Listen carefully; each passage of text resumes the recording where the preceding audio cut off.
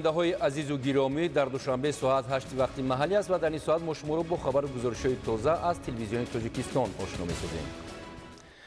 17 اکتبر در قصر ملت پرزیدنت جمهوری تاجیکستان، پیشوای ملت محترم امامعلی رحمان، وزیر فرهنگ دولت قطر شیخ عبدالرحمن ابن حمد ابن جاسم آل ثانی را به حضور پذیرفتند. در ملاقات مسائل رشد و تحکیم رابطه‌های دوستی و برادری تاجیکستان و قطر بررسی گردید. پرزیدنت کشور محترم امامعلی رحمان از برپاشوی مناسبت‌های دیپلماتی بین کشورها که امسال 30 سال از آن پر می‌شود یادآور شده رابطه‌های فرهنگی را یکی از جنبه‌های مهمی همکاری نمودند. جانب‌ها برگزاری روزهای فرهنگ قطر در تاجیکستان را عامل تحکیم بخش رشته‌های دوستی و رفاقت ارزیابی نمودند. با راه ماندن همکاری بین مؤسسه‌های تحصیلاتی و پژوهشی فرهنگی، جدا نمودن بورسیه‌های تحصیلاتی دانشجویان در مؤسسه‌های آموزشی دو کشور و تهیه فیلم‌های مشترک از موضوعهای صحبت بود.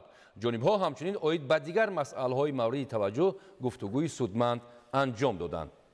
17 اکتبر پرزیدنت جمهوری تاجیکستان پیشوای ملت محترم امامعلی رحمان با مقصد شناسایی با وضع زندگی مردم، افتتاح و آغاز ساختمان یک قطار انشاءات دارای اهمیت اقتصادی و اجتماعی به شهر ترسونزاده تشریف آوردند.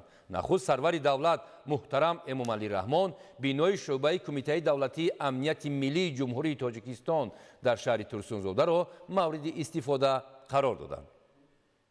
17 اکتبر پرزیدنت جمهوری تاجیکستان پیشوای ملت محترم امامعلی رحمان با مقصد شناسایی با وضع زندگی مردم، افتتاح و آغاز ساختمان یک قطار انشاءات دارای اهمیت اقتصادی و اجتماعی به شهر ترسونزاده تشریف آوردند. نخست سرور دولت بینای شعبه کمیته دولتی امنیت ملی جمهوری تاجیکستان در شهر ترسونزاده را مورد استفاده قرار دادند. کارهای ساختمانی انشاءات سال 2022 آغاز گردیده در مدت 2 سال با سطح و صفت بلند و طرح معاصر بنیاد کرده شده است. برای تامین کارمندان این نهاد با منزل زیست در بنا 7 خانه استقامتی با تمام شرایط زیست مهیا کرده شده است که این از توجه و غمخواری سرور دولت به کارمندان این ساحه شهادت می‌دهد. انشاءات همچنین دارای مجلسگاه، کتابخانه، آشخانه، حمام و تالار ورزش میباشد. حجره‌های داخل بنا در فصل سرما طریق سیستم گرمدهی مستقل انگشتی گرم نگاه داشته می شود. صحن انشاءات پر از چراغان بوده برای تامین زیبایی در این موضع گل و درختان سایه افکن شینانیده شده است. بنای خوشتر و زمانوی در عرفه 30مین سالگرد قبول کنستیتوسیای جمهوری تاجیکستان بهترین تحفه حکومت کشور به کارمندان این نهاد به شمار می رود. ما جواباً به این غمخواری های و دستگیری های سرور دولت کوشش می نماییم که در فعالیت خدمت امنیت ملی را در کشور تامین نماییم. پرزیدنت جمهوری تاجیکستان محترم امامعلی رحمان هنگام شناسایی با حجره‌های کاری و دیگر شرایط فراهم شده از کارمندان این نهاد دعوت نمودند که با استفاده از چنین امکان بهترین کار و فعالیت به نفع دولت و ملت صادقانه و صافدلانه خدمت نمایند.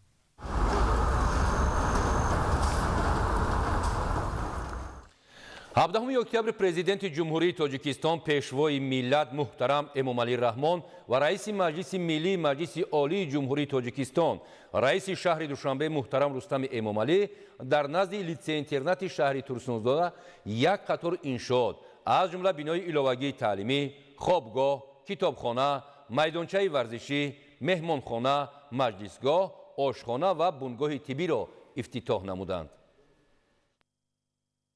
17 اکتبر پرزیدنت جمهوری تاجیکستان پیشوای ملت محترم امامعلی رحمان و رئیس مجلس ملی مجلس عالی جمهوری تاجیکستان رئیس شهر دوشنبه محترم رستم امامعلی در نزد لیسه اینترنت شهر ترسونزاده یک قطار انشاءات از جمله بینای علاوگی تعلیمی، خوابگاه، کتابخانه، میدانچه ورزشی، مهمانخانه، مجلسگاه، آشخانه و بنگاه طبی را افتتاح نمودند.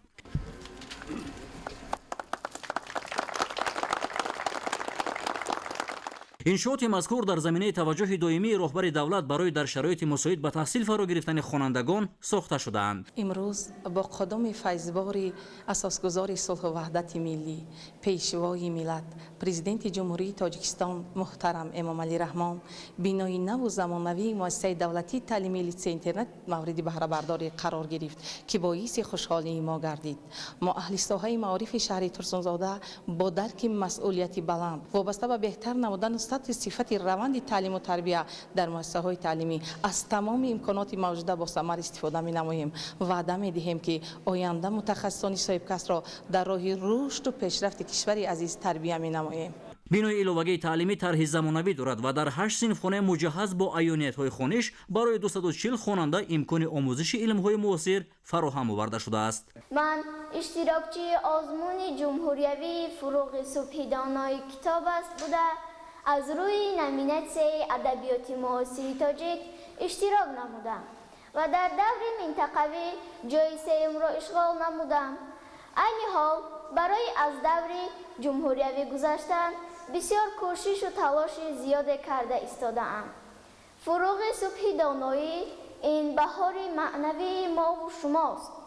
аз ин рӯ ман ба шумо ваъда медиҳам бобоҷони азизам, дар оянда ҳар яки мо номбардор ва парчамбардори ватани худ гардида фарзанди арзандаи халқу диёри худ мешавем. раванди таҳсил дар кабинетҳои фанӣ бо истифода аз 40 компютери пайваст бо шабакаи байналмилалии интернет ба омӯзиши бештари илмҳои дақиқ мусоидат менамояд. бинои хобгоҳ бо риояи меъёрҳои сохтмонӣ бунёд шуда дорои 48 ҳуҷраи барҳаво бо 400 рахти хоб мебошад. хобгоҳ бо шароити мусоид барои бо ҷои хоб таъмин намудани хонандагони дурдаст аз ҷумла шаҳри ҳисор ва ноҳияи шаҳри нав пешбинӣ шудааст. маҷлисгоҳи литсеи интернати шаҳри Турсунзода бо 140 ҷойи нишаст ва ошхона бо 200 ҷойи нишаст сохта шудааст. раванди таҳсил аз ҷониби 50 нафар омӯзгори соҳибтахассус ба зиёда аз 1000 хонанда бо забонҳои тоҷикӣ ва русӣ ба роҳ монда шудааст. ба ин ҳама ғамхориҳо ваъда медиҳем ки хонандагонро дар рӯҳияи ватандӯстӣ, хештаншиносӣ тарбия намуда саҳми арзандаи худро барои сулҳу ободии ватани азизамон гузошта бошем. китобхонаи электронии пайваст бо шабакаи байналмилалии интернет метавонад барои дастрасии таълимгирандагон ба маълумоти зарурӣ мусоидат намояд. иловатан хоҳишмандон имкони истифода аз 1600 номгӯи адабиётро доранд. агар ба таъриху тамаддуни халқи тоҷик бо дидаи таҳқиқ назар афканем, мебинем ки аз азал ба китобу китобдорӣ таваҷҷӯҳи хосае бахшиданд. дар воқеъ китоб дар радифи зан-модар бузургтарин муқаддасот ба шумор меравад. ман фахр аз он мекунам ки зодаи Тоҷикистон ҳастам. манам тоҷик, ғурурам тоҷикона, зи сосониву сомонам нишона. аз он фахрам ки бозубанди Рустам буд дар бозуи ман ҷовидона. вақтҳои хулигии хонандагон бо машғулиятҳои варзишӣ дар шароити сатҳи баланд сурат мегирад. муборак шава майдони варзишӣ. сифот чанд ҳастиш? футбола нағз мебинед? ҳозир бозиҳои футбол байни бонувонам дар ҷумҳурӣ рушд карда истодааст. инҷа машқ кардан, иштирок кардан дар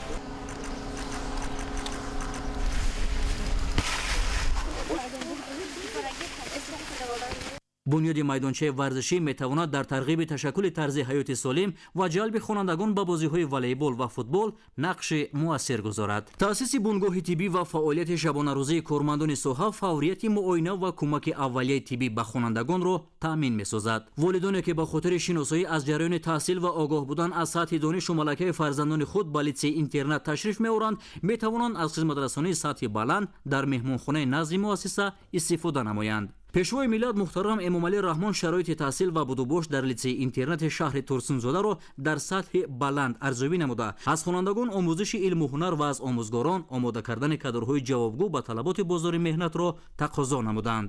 иншооти мазкур ки бо иштироки пешвои миллат муҳтарам Эмомалӣ Раҳмон дар назди литсеи интернати шаҳри Турсунзода ифтитоҳ карда шуд, ба таъсиси 14 ҷойи нави корӣ замина фароҳам овард. در همین جا پرزیدنت جمهوری تاجیکستان پیشوای ملت محترم امامعلی رحمان در شهر تورسنزودا 4 مکتب تحصیلات میانه عمومی و 2 مؤسسه تا مکتبی خصوصی را به طور مجازی مورد بهره برداری قرار دادند. تنها همین روز در شهر تورسنزودا در 5 مؤسسه تحصیلات میانه عمومی برای 3500 خواننده در دو بست و در 3 مؤسسه نوی تا مکتبی برای 650 کودک شرایط معاصر تعلیم و تربیت به استفاده داده شد. اطلاع داده شد که برای فراگیری هرچه بیشتر کودکان به تعلیم و تربیت تا مکتبی در شهر ساختمان بازهشت مؤسسه تا مکتبی برای 1200 کودک ادامه دارد. در دهات قراتوق دههای زرنسار شهر تورسنزودا بینای دو آشیانه ایلوگی مؤسسه تحصیلات میانه عمومی رقم 103 افتتاح گردید. بینای ایلوگی عبارت از 8 صنفخانه برای 384 خواننده در 2 بست با خرج بیش از 3,455,000 سومانی بنیاد گردیده است.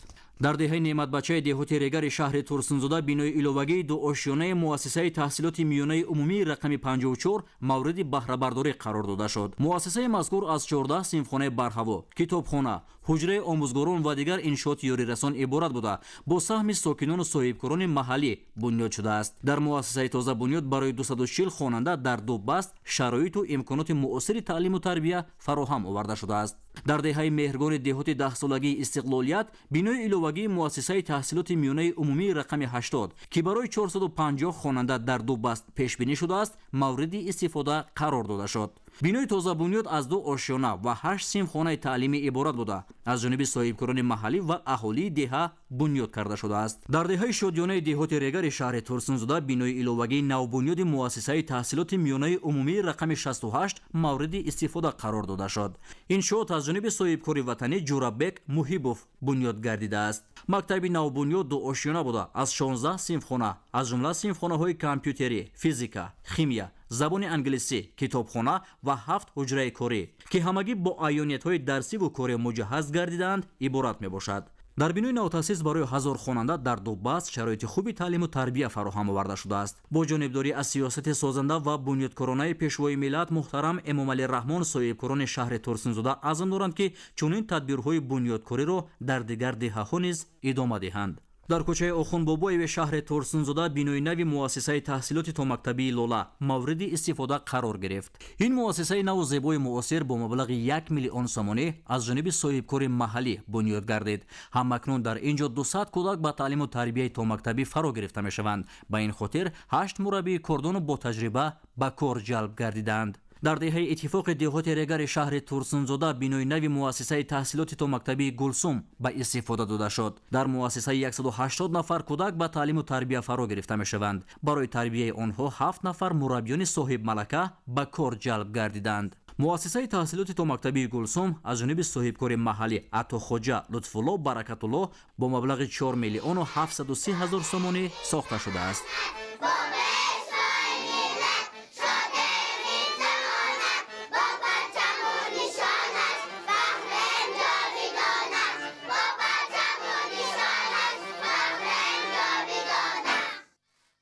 در دهه نعمت بچه جماعت دهات ریگر شهر تورسنزودا بینای ایلوگی مؤسسه تحصیلات میانه عمومی رقم 54 مورد بهره برداری قرار داده شد. مؤسسه مذکور در مساحت 3000 متر مربع بنیاد گردیده از 2 آشیانه 14 صنفخانه برهوا، کتابخانه، حجره آموزگاران و دیگر انشاءات یاری رسان عبارت می باشد. صنفخانه های فنی با دستگاه و عیانیت های تعلیمی مجهز شده برای خوانندگان شرایط معاصر علم آموزی مهیا گردیده است. با دستگیری اساسگزار صلح و وحدت ملی پیشوای ملت پرزیدنت جمهوری تاجیکستان محترم امامعلی رحمان اهالی دهه نعمت بچه یک مؤسسه زمانوی ساخته به استفاده قرار دادند. ما آموزگاران مؤسسه منتداری خود را به اساسگزار صلح و وحدت ملی پیشوای ملت پرزیدنت جمهوری تاجیکستان محترم امامعلی رحمان میرسانیم که برای ما آموزگاران دهه نعمت بچه چون یک مؤسسه خوش‌طرز و زمانوی ساخته به استفاده دادند. مؤسسه نوی تعلیمی با جانبداری از سیاست معارف پرورانه پرزیدنت جمهوری تاجیکستان پیشوای ملت محترم امامعلی رحمان به استقبال جشن عمومی ملی 35 سالگی استقلال دولتی جمهوری تاجیکستان با سهم ساکنان و صاحبکاران محلی بنیاد گردیده است. باعث خوشنودی است که امروز برای هر یک خواننده مؤسسه تعلیمی رقم 54 شهر ترسونزاده روزی خاطرمان و فراموش نشونده می باشد، زیرا این آرزوی در انتظار ما طالب علمان بود که در چنین صنفخانه‌های تعلیمی مجهز با لوازمات زمانوی تعلیمی تحصیل نماییم. ذکر کردن به مورد است که سابق ختم کنندگان مؤسسه تعلیمی مذکور بعد از ختم صنف 9 و مؤسسه های تعلیمی دیگر می رفتند که دوره عراق برای ادامه تحصیل آنها مانع ایجاد می کرد. در مؤسسه تازه بنیاد 240 جای نشست برای 2 بس پیش بینی گردیده موثرترین شرایط و امکانات تعلیم و تربیت فراهم آورده شده است. من بعد خوانندگان در شرایط خوب با آموزش علم مشغول شده از امکانات‌های معاصر تعلیمی بهره‌ور می‌گردم. من نورا فاطمه خواننده صنف 10 میباشم. امروز باعث افتخار و سرفرازی ما خوانندگان مؤسسه تحصیلات میانه عمومی رقم 54 شهر ترسوزاده می باشد. این چنین یک بنای خوشرو و زمانوی با تمام شرایط‌ها ساخته مورد استفاده قرار داده شد. منتداری هیچ را و پیشوای معظم ملت اظهار می‌داریم، زیرا در این مسکن علم و دانش برای ما خوانندگان شرایط را مهیا کردند. به دلیل نارسایی جایهای نشست در مؤسسه تعلیمی حدود دهه نعمت بچه جماعت دهات ریگر قبلا خوانندگان بیشتر 4 کیلومتر راه را طی کرده در مؤسسه تعلیمی دیگر دهه تحصیل می نمودند. با مورد استفاده قرار گرفتن مؤسسه نوی تعلیمی مشکلات نارسایی جایهای نشست برطرف گردیده و من بعد خوانندگان دهه مذکور در شرایط خوب و معاصر تعلیم تحصیل را ادامه می دهند.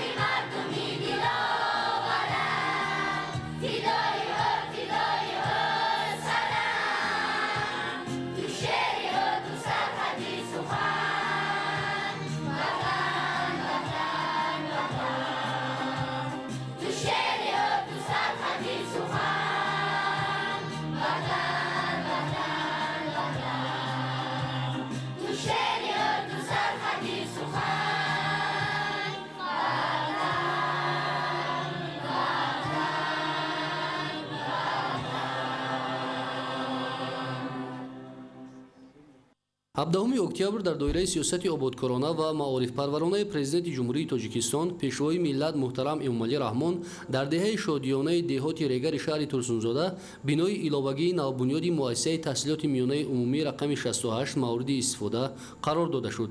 бинои нави муассиса ба истиқболи сазовори ҷашни муқаддаси 35-солагии истиқлоли давлатӣ аз ҷониби соҳибкори деҳаи мазкур Ҷурабек Муҳибов бо сифати баланд бунёд гардида, дар он тамоми шароити мутобиқ ба замони муосир фароҳам оварда шудааст.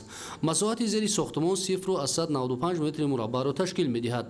дар партави иқдомҳои созандаи пешвои миллат муҳтарам ҷаноби олӣ Эмомалӣ Раҳмон як мактаби замонавӣ дар деҳамон ки шароитҳоро бисёр муҳайё карда буданд, аз ҳамин фурсат истифода бурда шароитҳои ҳозиразамон хати мактаба сохтем додем мана барои талабаҳо, барои мардими деҳа, барои аминат додем. мо ростига вақте ки ин мактаби аксмо сохтем як муаллим надоштем. тамоми муаллимои худмон, духтурои худмон, ҳамаи дастовардҳое ки мо дорем дар республика, чи сохтмону чи ободии пешравӣ, ҳамаш ба шарофати истиқлолияти давлати ҷумҳурии Тоҷикистон бо ба сиёсати хиратмандонаи пешвои миллат. мактаби навбунёд дошёна буда аз 16 синфхона аз ҷумла синфхонаҳои компютерӣ, физика, химия, забони англисӣ, китобхона ва 7 ҳуҷраи корӣ ки ҳамагӣ бо аёниятҳои дарсиву корӣ муҷаҳҳаз гардидаанд иборат мебошад. дар бинои навтаъсис барои 1000 хонанда дар ду баст шароити хуби таълиму тарбия фароҳам оварда шудааст. мо хонандагон миннатдории худро ба пешвои муаззами миллат муҳтарам Эмомалӣ Раҳмон баён менамоем. дар доираи корҳои созандагӣ ва муносибати сазовору истиқбол гирифтани 35-солагии истиқлолияти давлатии ҷумҳурии Тоҷикистон дар деҳаи мо бинои навбунёди муассисаи таҳсилоти миёнаи умумии рақами 68 ба фаъолият оғоз кард. мо хонандагон аз ин таваҷҷӯҳ ва ғамхориҳои падаронаи пешвои муаззами миллат муҳтарам Эмомалӣ Раҳмон рӯҳу илҳоми тоза гирифта худро дар ҳифзу тартиботи ҷамъиятӣ ва ободии он масъул ва вазифадор меҳисобем. кӯшиш менамоем ки бо дониш ва ҷаҳонбинии васеъ дар озмуни олимпиадаҳои сатҳи ҷумҳуриявӣ ва байналмилалӣ иштирок намуда бо гирифтани ҷойҳои сазовор давлату миллати худро муаррифӣ намоем.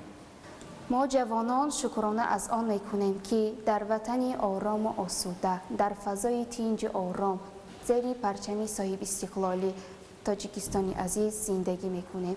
ما نسل خوشبخت هستیم که پیشوای محبوب خلق پرزیدنت جمهوری تاجیکستان محترم امامعلی رحمان همیشه به ما توجه ظاهر می نمایند. برای خوانش خوب و با صفت ما همه امکانیت ها را فراهم می آورد. به فعالیت آغاز کردن بینای نوی مکتب ما در حوزه سیاست معارف پرورانه پیشوای معظم ملت محترم امامعلی رحمان گواه این گفته هاست. این دستگیری ها و غمخواری ها ما را وادار و وظیفه‌دار می نماید که از تحت دل آموزیم، زبان های خارجی را از بر نماییم، با تکنولوژی معاصر کار کرده توانیم، با تاریخ نیاگان خود را دانیم، وطن مادر خود را دوست داریم و مقدسات ملی ارج گذاریم. тавре иттилоъ дода шуд дар рафти сохтмони иншоот 100 сокини маҳаллӣ бо кори муваққатӣ ҷалб гардида буд. омӯзгорон, хонандагон ва сокинони деҳа аз ифтитоҳи бинои нави муассиса изҳори хурсандӣ намуда, ҷавобан ба ин ғамхориҳо масъулияти худро дар таълиму тарбияи насли наврас, ҳифзи тартиботи ҷамъиятӣ ва дасти созанда доштан дар татбиқи ҳадафҳои наҷиби ҳукумати кишвар дучанд арзёбӣ карданд. мо омӯзгорони ҷавони даврон истиқлол ҷавобан ба ин ғамхориҳо пайваста кӯшиш мекунем ки дар самти сиёсати дурнигарона ва маорифпарваронаи пешвои миллат аз тамоми имкониятҳои мавҷуда истифода бурда баҳри баланд бардоштани сатҳи сифати дониши хонандагон, омода намудани мутахассисони баландихтисос ва тарбия намудани насли наврас дар рӯҳияи ватандӯстию хештаншиносӣ ва арз гузоштан ба муқаддасоти миллӣ саҳми арзандаи худро гузорем. ин ҳама дастовардҳо самараи истиқлолият тинҷии амонӣ аз сиёсати ваҳдатофари пешвои миллат мебошад. имрӯз хурсандии аҳли деҳа, омӯзгорон, хонандагони ин даргоҳ ҳадду канор надорад, чунки соҳиби бинои нави таълимии хуштару замонавӣ шуданд. сокинони деҳа ба хубӣ медонанд ки ба ҳар куҷои қудуми мубораки ҷаноби олӣ пешвои миллат расид, он ҷо ба гулистон табдил меёбад, аз ҷумла деҳаи мо нест. аз фурсати муносиб истифода бурда миннатдории худ ва маъруфчони шаҳри Турсунзодаро барои дастгириҳои пайвастаи пешвои миллат, барои рушду нумӯи соҳаи маориф ки пайваста амалӣ мешаванд мерасонем. изҳор карда шуд ки имкониятҳо ва шароити фароҳам гардида ба шарофати истиқлоли давлатӣ, амну суботи сартосарӣ ва ҳамбастагии мардум ба даст омаданд ва мутаносибан ҳамаи ин моро водор менамояд ки ба қадри ин неъматҳо бирасем ва дар пойдории онҳо худро масъул ва вазифадор ҳисобем. дар деҳаи мергони ҷамоати деҳоти 10-солагии истиқлолият бинои иловагии муассисаи таҳсилоти миёнаи умумии рақами 80 ки барои 450 нафар хонанда дар 2 баҳс пешбинӣ шудааст мавриди истифода қарор дода шуд. иншооти мазкур ба истиқболи ҷашни 35-солагии истиқлоли давлатӣ сохта шудааст. бинои тозабунёд аз 2 ошиёна ва 8 синфхонаи таълимӣ иборат буда аз ҷониби соҳибкорони маҳаллӣ ва аҳолии деҳа бунёд шудааст. корҳои сохтмонӣ дар ин муассисаи таълимӣ соли 2022 оғоз гардида дар муҳлати муайянгардида бо сатҳу сифати баланд бо истифода аз масолиҳи сохтмонӣ бо сифати маҳаллӣ сохта шуд. мо хонандагони муассисаи таҳсилоти умумии рақами 80 миннатдории самимонаи худро ба пешвои одилу ғамхор мерасонем, зеро ки онҳо ҳамеша мо хонандагонро дастгирӣ мекунанд то ба қуллаҳои баланди илмӣ бирасем. мо хонандагон ҷавоб ба ин ғамхориҳои пешвои миллат кӯшиш менамоем бо баҳои хубу аъло таҳсил намоем ва дар оянда номбардори модарватани хеш гардем. мавриди зикр аст ки дастгириҳои давлатӣ нисбат ба соҳибкорон алалхусус пешниҳоди имтиёзҳо ва татбиқи барномаҳои шарикии давлат бо бахши хусусӣ соҳибкоронро барои саҳмгузорӣ дар ободии ватан дилгарм намудааст. акнун баъди ифтитоҳи муассисаи нав ва муҷаҳҳаз бо тамоми лавозимоти хониш мушкилоти чандинсолаи бошандагони деҳаи мергон бартараф шуд. мо сокинони деҳаи меҳргони шаҳри турсунзода миннатдоригии худро ба пешвои муаззами миллат муҳтарам эмомалӣ раҳмон баён менамоем ки барои фарзандони мо чунин муассисаи барҳавои замонавӣ сохта ба истифода доданд то ин ки фарзандони мо дар ин ҷо таҳсили илм намоянд ва дониши мукаммал гирифта дар оянда ҳар яки онҳо мутахассиси хуби соҳаи худ шаванду номбардори миллату давлат шаванд. мо шукр аз тинҷию оромии давлат мекунем, шукр аз пешвои миллати худ мекунем. аҳли маорифи шаҳри турсунзода ба сарвару роҳнамои худ ҷиҳати дастгирии ҳамешагии кормандони илму маориф ва муайян сохтани шароити хуби зиндагӣ изҳори сипос намуданд. мо омӯзгорони ин деҳа хурсанд аз он ҳастем ки соҳиби чунин муассисаи зебову барҳаво гаштем. аз ин иқдомҳои неки ҷаноби олӣ мо омӯзгорон миннатдор ҳастем. хушбахт аз онам ки имрӯз дар ҷамоати деҳоти 10-солагии истиқлолият боз як муассисаи наву замонавӣ сохта ба истифода дода шуд.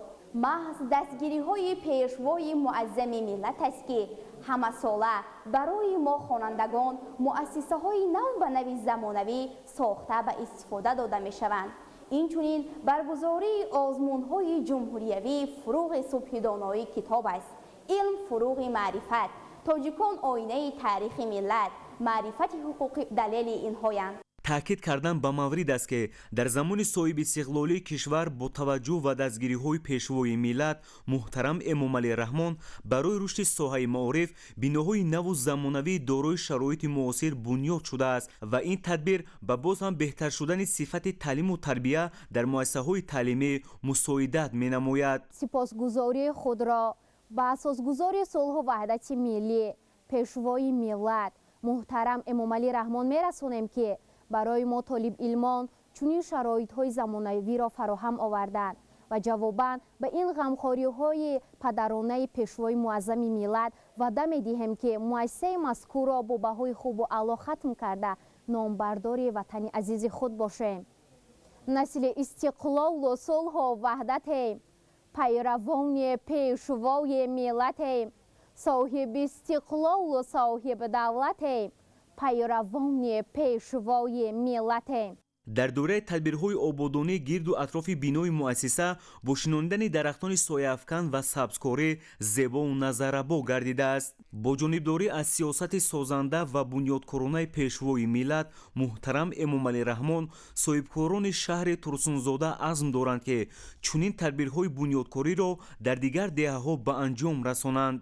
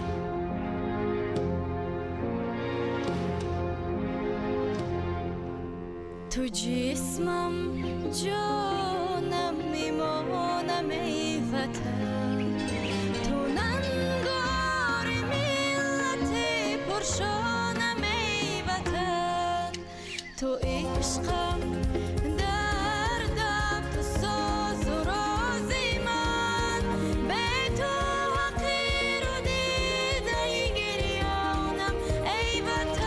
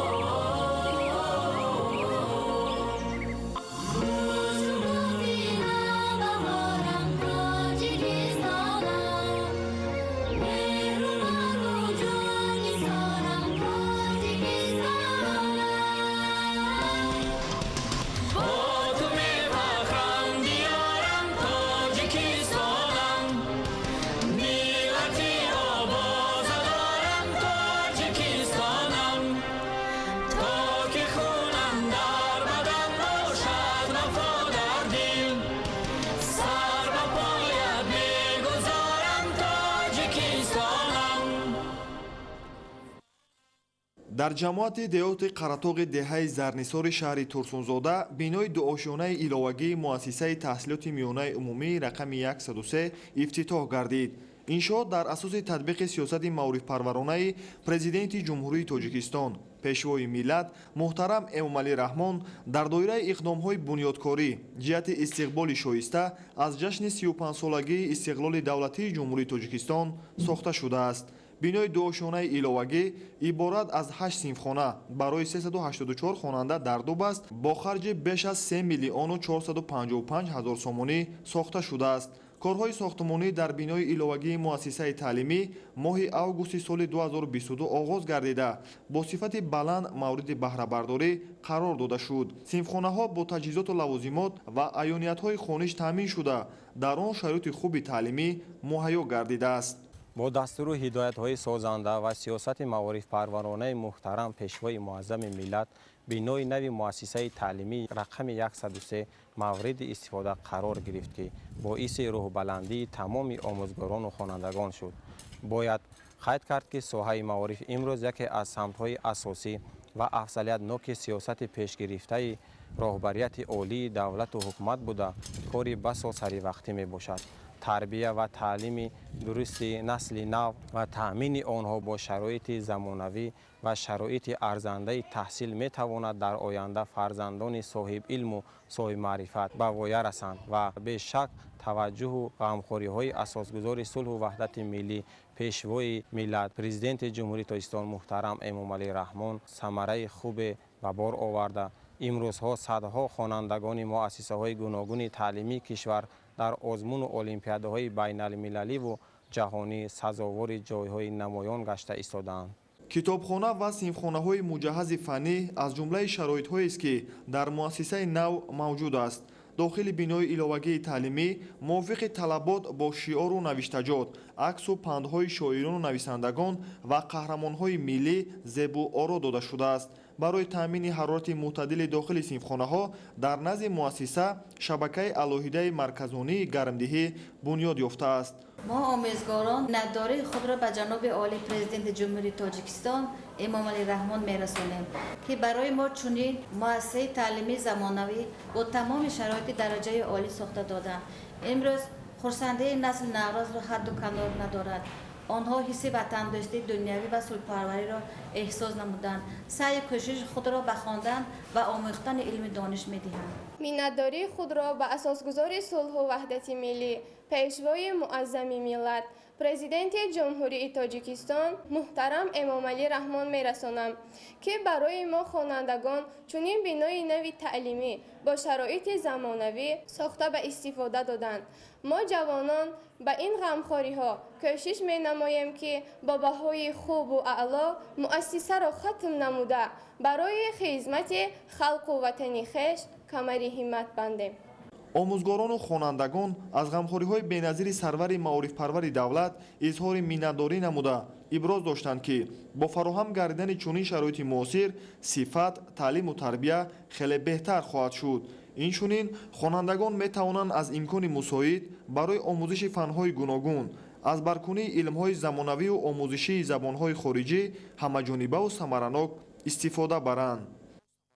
дар деҳаи иттифоқи ҷамоати деҳоти регари шаҳри турсунзода аз ҷониби президенти ҷумҳурии тоҷикистон пешвои миллат муҳтарам эмомалии раҳмон ба таври маҷозӣ бинои нави муассисаи таҳсилоти томактабии гулсум ба истифода дода шуд. иншоот дар доираи тадбирҳои ободонӣ ба истиқболи ҷашни 35-солагии истиқлоли давлатӣ ва татбиқи сиёсати маорифпарваронаи пешвои миллат муҳтарам эмомалии раҳмон бо мақсади беҳтар гардонидани сатҳу сифати таълиму тарбияи кӯдакон сохта шудааст. мо ҳам иқтидом гирифтем ки бо муносибати ҷашнгирии 35-солагии истиқлолияти ҷумҳурии тоҷикистон як кӯдакистон дар маҳаллаи байналмилали ҷамоати регар сохта ба истифода диҳем ва ин корро низ кардем. акнун фарзандои якчанд деҳа омода дар ин кӯдакистон тарбия мегиранд ва пештар падару модар ин фарзандоро ба маркази шаҳр меоварданд ва акнун як сабукӣ шуд ки дар ин ҷо омода тарбия мегиранд. бо иқтидоми пешвои муаззами миллат тамоми шаҳру ноҳияҳои ҷумҳурии тоҷикистон чӣ хел мебинед гул шукуфта истодааст. мо ҳам низ ба мисли шаҳрвандои тоҷикистон иқдоми пешгирифтаи пешвои муаззами миллатро дастгирӣ мекунем ва миннатдории худро ба пешвои муаззами миллат изҳор менамоем ки бо дастгирии бевоситаи ин кас бо сиёсати дурусти пешвои муаззами миллат аст ки имрӯз тоҷикистони азизи мо гулгул шукуфта аст. дар ин муассиса 180 нафар кӯдак ба таълиму тарбия фаро гирифта мешаванд. барои тарбияи онҳо 7 нафар мураббиёни соҳибмалака ба кор ҷалб гардиданд. оғози корҳои сохтмонӣ дар иншооти мазкур моҳи марти соли 2022 оғоз гардида имрӯз бо сифати баланд тарбияи насли наврас ба сокинон пешниҳод карда шуд.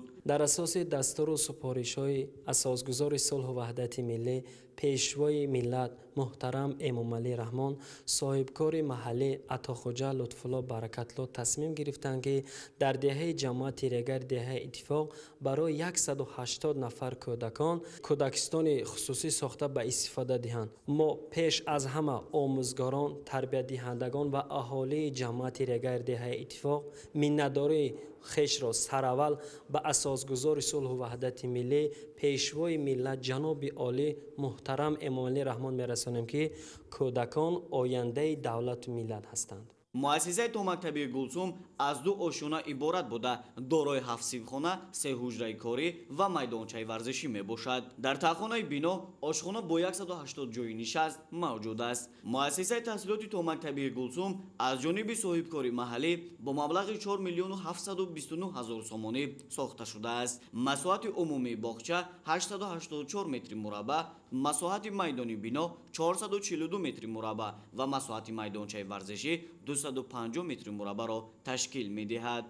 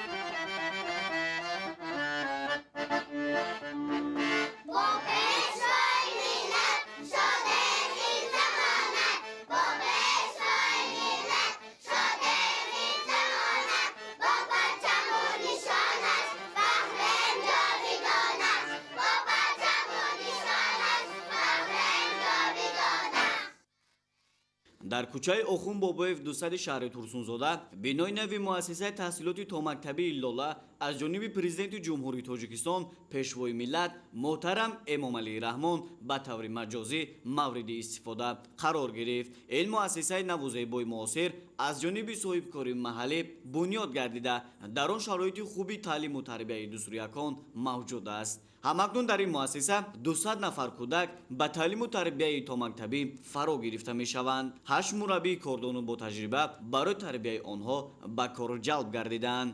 дар кӯдакистони мо барои 200 нафар кӯдакон ҷой тайёр карда шудааст. айни ҳол 80 нафар кӯдакон фаъолият доранд.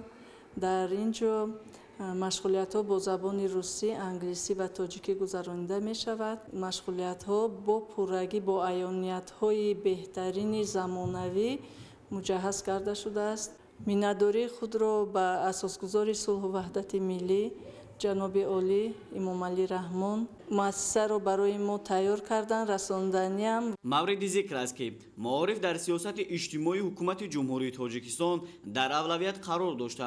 давоми солҳои соҳиби истиқлолӣ шумораи зиёди муассисаҳои нави таълимӣ бунёд ва бо таҷҳизоти зарурӣ муҷаҳҳаз гардонида мешаванд. дар ин замина ба бунёди муассисаҳои томактабӣ ҳамчун заминагузор ҷиҳати тарбияи насли наврас таваҷҷӯҳ бештар шудааст. айни ҳол дар кӯдакистони мо 4 гурӯҳ кор ва фаъолият дорад.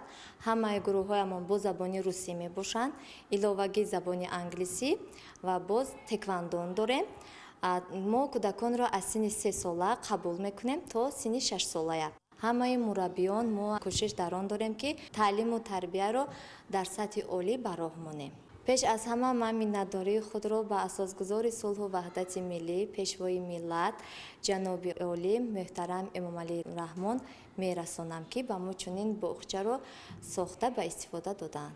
сохтмони ин муассисаи томактабӣ низ дар ҳамин замина ба маблағи 1 миллион сомонӣ моҳи ноябри соли 2023 оғоз гардида дар муддати камтар аз 1 сол мавриди баҳрабардорӣ қарор дода шуд. муассисаи томактабии Лола дар маҷмӯъ аз 6 ҳуҷра иборат мебошад. дар таъхонаи бино ошхона бо 200 ҷойи нишаст дар хизмати тарбиятгирандагон қарор дорад. гуфта шуд ки дар шаҳри Турсунзода то ба имрӯз шумораи зиёди чунин муассисаҳои томактабӣ фаъолият дошта ки дар онҳо кӯдакон ба таълиму тарбия фаро гирифта мешуданд. бо мавриди истифода қарор гирифтани боз як муассисаи хубу замонавӣ инак вазъи фарогирии кӯдакон дар муассисаҳои томактабӣ беҳтар мешавад. 17 октябр президенти ҷумҳурии Тоҷикистон пешвои миллат муҳтарам Эмомалӣ Раҳмон ва раиси маҷлиси миллии маҷлиси олии ҷумҳурии Тоҷикистон раиси шаҳри Душанбе муҳтарам Рустами Эмомалӣ дар деҳоти ба номи Ҷурар Раҳмони шаҳри Турсунзода сардхонаи хоҷагии деҳқонии ғайрат 2020-ро мавриди баҳрабардорӣ қарор доданд. мувофиқи маълумот хоҷагии мазкур 22 гектар замин дар ихтиёр дорад ки қисми зиёди онро боғу токзор ташкил медиҳад.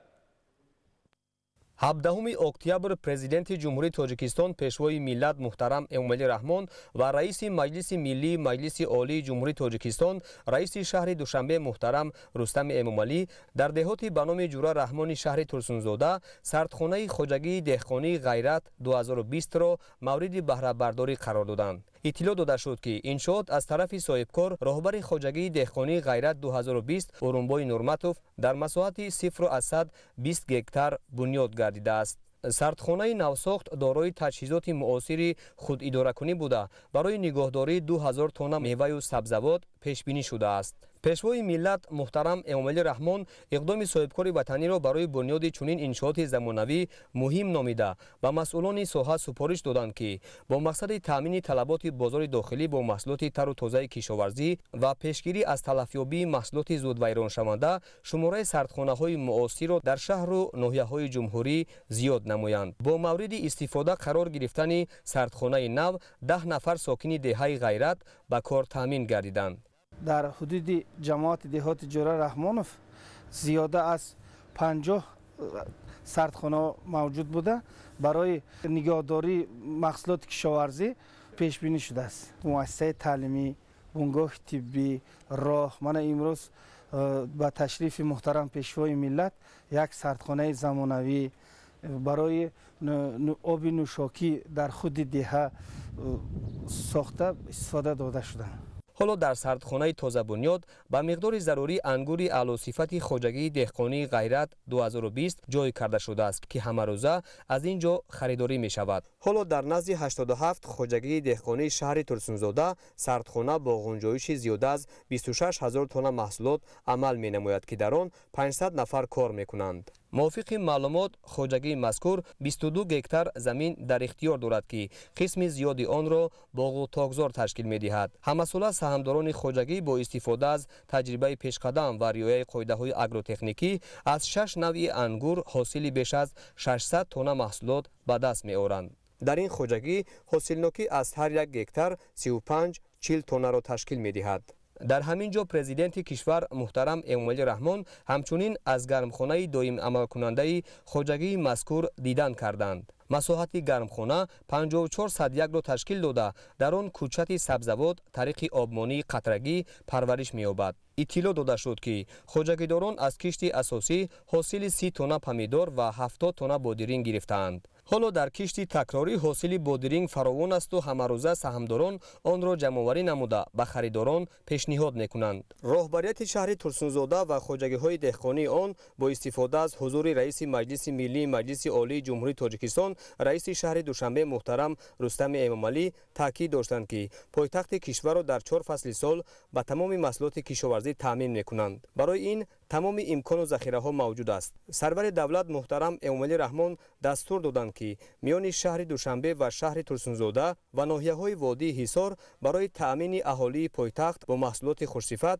قراردادهای لازمی بسته شود. ما همکاری می‌کنیم ما جهت تأمین نمودن بازارها برای ساکنان پایتخت. شهرنامه دارم. شهرنامه خیلی خوجگی‌های دهقانی نه تنها شهر ترسونزاده ولایت‌ها ناحیه تا به مرکز خط کار می‌کنیم تامین می‌کنیم بازار. محصولات هم مجلس اکولوژی تازه است هم خوشصفت است. ساکنان شهر ترسونزاده با مقصد بلند برداشتن حجم محصولات کشاورزی و تامین فراوان حاصلی از امکانات‌های موجود ثمرناک استفاده نموده برابر بهسازی سطح زندگی همزمان در کارهای آبادانی سهم می‌گذارند. راهبر خوجگی دهقانی غیرت 2020 اورنبای نورماتوف یکجا با فرزندانش از حساب فایده در دهات جوره رحمان شهر ترسونزاده مکتب زمانوی بنگاهی نوی سلامتی و 1.15 کیلومتر راه بنیاد کرده همزمان برای ساکنان دهه غیرت آب آوردند و آینده باز نقشه دارند که کارگاهی نوی کارکردی میوه و سبزوات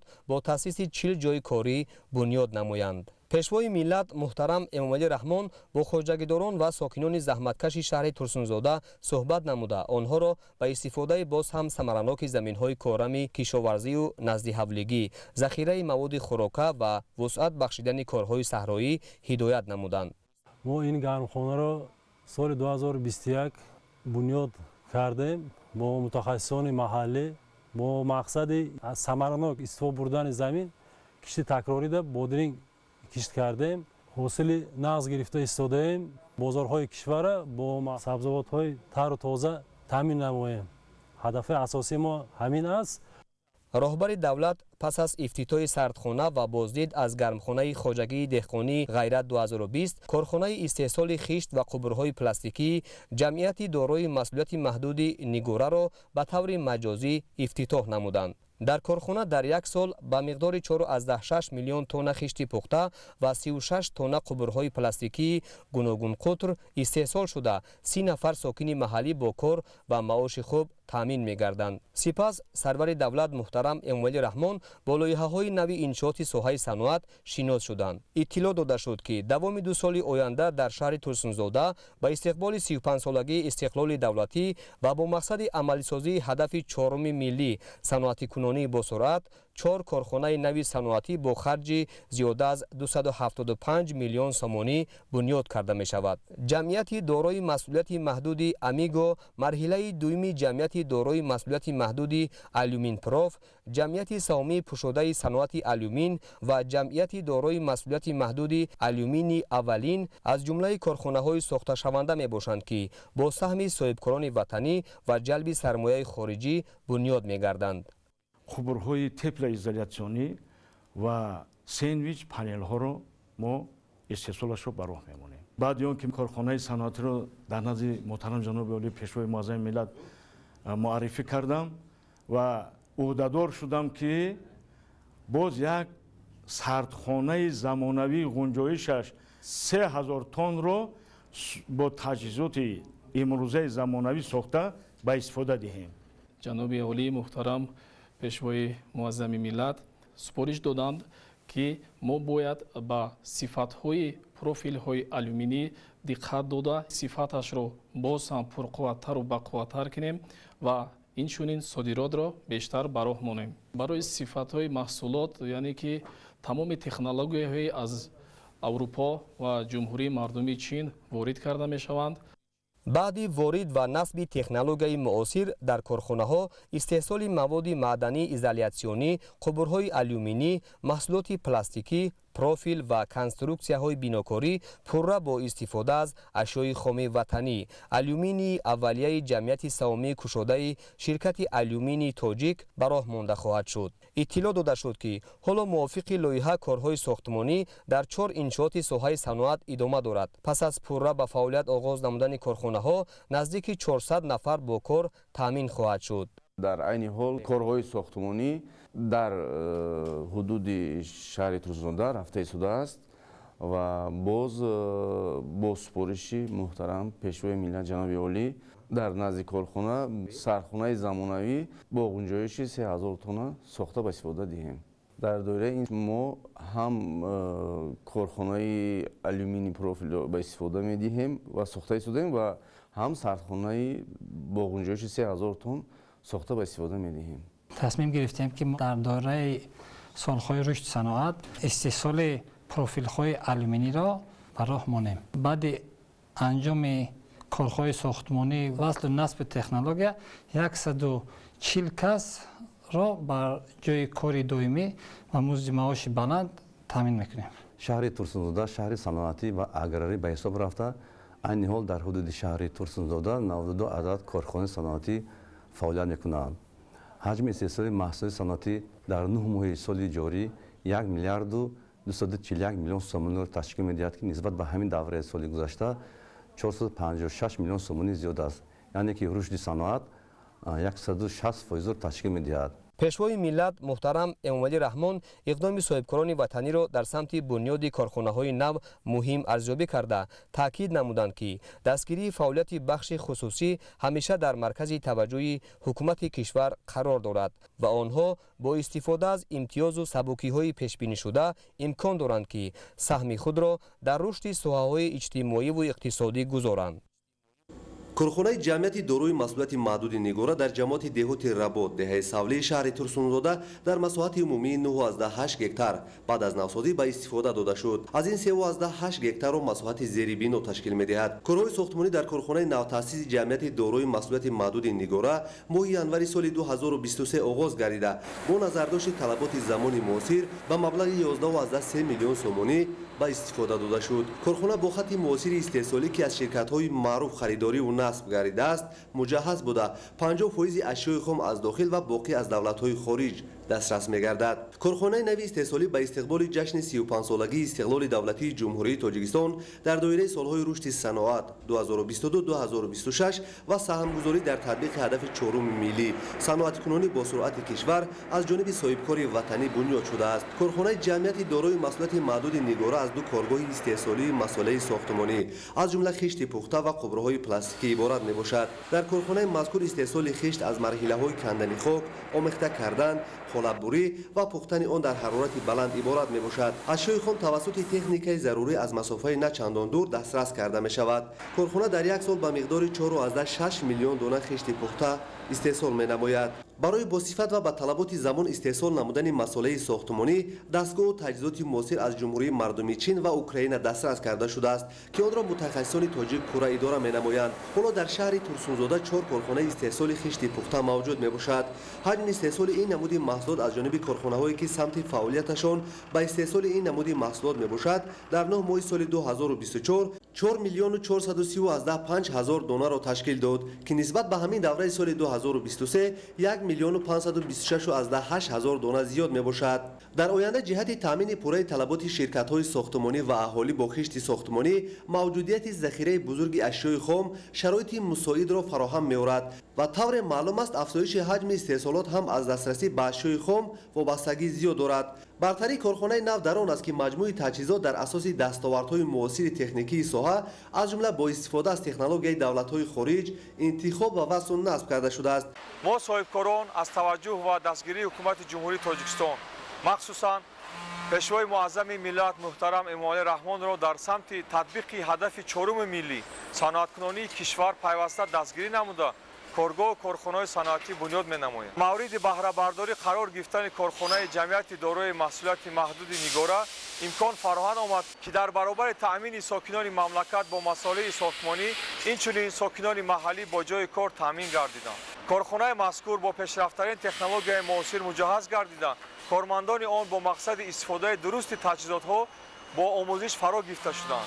اقدام مذکور امکان می‌دهد که در صورت از کار برآوردن تجهیزات از حساب کارمندان و آموزش فرا گرفته شده تعمیر کرده می‌شود. در دایره سال‌های رشد صنعت سال‌های 2022-2026 نقشه داریم که در کارخانه استحصال دیگر نمود محصولات ساختمانی را و راه مانده جایهای کاری را افزایش دهیم. در کارخانه 4 نقلیات بارکش موجود بوده. در صورت طلبات ساکنان کارخانه امکان دارد که محصولات را تا شرکت‌های ساختمانی انتقال دهند. محصولات در روند استحصالات به صفت محصولات توجه بیشتر ظاهر می‌نمایند زیرا این عامل به فعالیت منتظم کارخانه تاثیر مثبت رسانیده دسترسی شرکت‌های ساختمانی و اهالی را به این نوع مسئله آسان می‌گرداند. در کارگاه دیگری کارخانه جمعیت دارای مسئولیت محدود نیگوره استحصال قبرهای پلاستیکی قطرشان 50 76 و 100 میلیمتر به راه مانده شده است. مورد به تاکید است که این اولین کارخانه استحصال قبرهای پلاستیکی در شهر ترسونزاده می باشد. در کارخانه نو اساسا قبرهای پلاستیکی استحصال گردیده طلبات به این نوع محصول در بازار داخلی و خارجی خیلی زیاد است. ابتدای باز یک کارخانه نو زمانوی در شهر ترسونزاده در سمت استحصال غشت ساختمانی و قبرهای پلاستیکی امکان فراهم آورد که در برابر تامین نمودن شرکت‌های ساختمانی با این نمود محصولات اینچنین 30 نفر ساکنان شهر ترسونزاده با جای کار دائمی تامین گردیدند. تا این وقت در شهر ترسونزاده کارخانه قبرهای پلاستیکی موجود نبود و این نمود محصولات از دیگر بازارهای کشور وارد کرده میشد. بعد به کار انداختن کارخانه تا اندازه بازارهای شهر و شرکت‌های ساختمانی با این نمود محصولات تامین می‌گردند. مهلت کفالت قبرهای پلاستیکی کارخانه 50 سال را در بر میگیرد. با اطلاع مسئولان در یک ماه امکانیت استحصال 3 تن نوهای گوناگون قطر قبرهای پلاستیکی را داشته محصولات با صفت بلند و نظرداشت طلبات بین المللی استحصال کرده می شود. از روی بهاگذاری متخصصان قبرهای در این کارخانه استحصال گردیده رقابت‌پذیر بوده همچنین محصولات عوض کننده واردات و با بازارها برآورده می شود. تا این دم قبرهای پلاستیکی از کشورهای مختلف به تاجیکستان وارد می گردیدند و افتتاح کارخانه نو امکان فراهم نمود که تا جای طلبات بازار با این نوع محصولات وطنی خانه کرده شود. با نظرداشت طلبات کارخانه امکانیت دارد که من بعد حجم استحصال قبرهای پلاستیکی را زیاد نموده شرکت‌های ساختمانی و بازارهای داخلی را با این نمود محصولات تامین نماید. استحصال قبرهای پلاستیکی در کارخانه جمعیت دارای مسئولیت محدود نیگوره پورا طریق خطهای نوی تکنولوژی به راه مانده شده است. من در این کارخانه طول 1 سال میباشد که کار و فعالیت میکنم. کارخانه با معاش خوب و خوراک‌های تامین میکند کارمندانش را. سال تا سال چنین کارخانه‌های صنعتی در شهر و ناحیه‌های جمهوری خیلی زیاد هستند و نیز در شهر ترسونزاده چنین کارخانه‌های صنعتی خیلی زیاد هستند. می‌خواهیم که چنین کارخانه‌های صنعتی در کشور ما خیلی زیاد باشه و شهروندان نیز با کار دائمی تامین باشند. در کارخانه نوتأسیس 30 نفر ساکن محلی که چندی از آنها متخصص ساحه میباشند با جای کار و معاش خوب تامین گردیدند. 17 اکتبر پرزیدنت جمهوری تاجیکستان پیشوای ملت محترم امامعلی رحمان و رئیس مجلس ملی مجلس عالی جمهوری تاجیکستان رئیس شهر دوشنبه محترم رستم امامعلی در ادامه سفر کاری در شهر ترسونزاده بینای نوی مؤسسه تا مکتبی خصوصی بیبی عایشه را در دهه زرکمر یکی دهاتی به نام جوره رحمان مورد استفاده قرار دادند. مؤسسه تا مکتبی خصوصی بیبی عایشه دارای 50 حجره برهوای مشغولیت گذارانی، خواب استراحت و آشخانه دیگر انشاءات رسان بوده هر کدام با تجهیزات ضروری و عیانیت‌های مجهز گردانیده شده است. 17 октябр президенти ҷумҳурии тоҷикистон пешвои миллат муҳтарам эмомалӣ раҳмон ва раиси маҷлиси миллии маҷлиси олии ҷумҳурии тоҷикистон раиси шаҳри душанбе муҳтарам рустами эмомалӣ дар идомаи сафари корӣ дар шаҳри турсунзода бинои нави муассисаи томактабии хусусии биби оишаро дар деҳаи заркамар яки деҳоти ба номи ҷура раҳмон мавриди истифода қарор доданд. иншооти навбунёд аз ҷониби роҳбари хоҷагии деҳқонии ангурпарварии боғи Somon Маҳмадамин Камолов, писари боғпарвари шинохтаи ҷумҳурӣ шодравон ҳоҷи Камол Мадумаров дар пайравӣ ба сиёсати созандаву бунёдкорона ва маорифпарваронаи сарвари давлат муҳтарам Эмомалӣ Раҳмон дар масоҳати 46 садяк замин бунёд ёфтааст. Ассалому алайкум.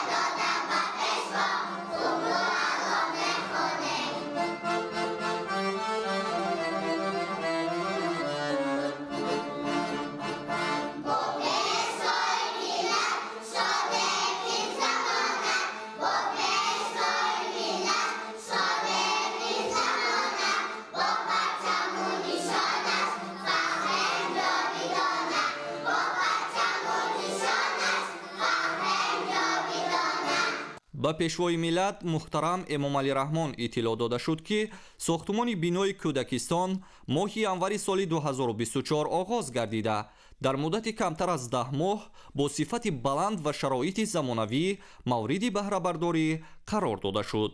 имрӯз мо ҷаноби олиро қабул кардем. Он кас кардаги корҳои моро дида бисёр баҳои баланд доданд ва хурсанд шуданд. мо 2 сол пеш як мактаби миёнаи сохта дар 2 баз 1300 нафар ба сохта споридам. ҷаноби оли худашон ҳамон ташриф оварданд ва баҳои баланд доданд. ҳамон вақт ба ҷаноби оли мо ваъда додем ки як боғчаи бачагона сохта спорем ва имрӯз ин ниятоба расидем.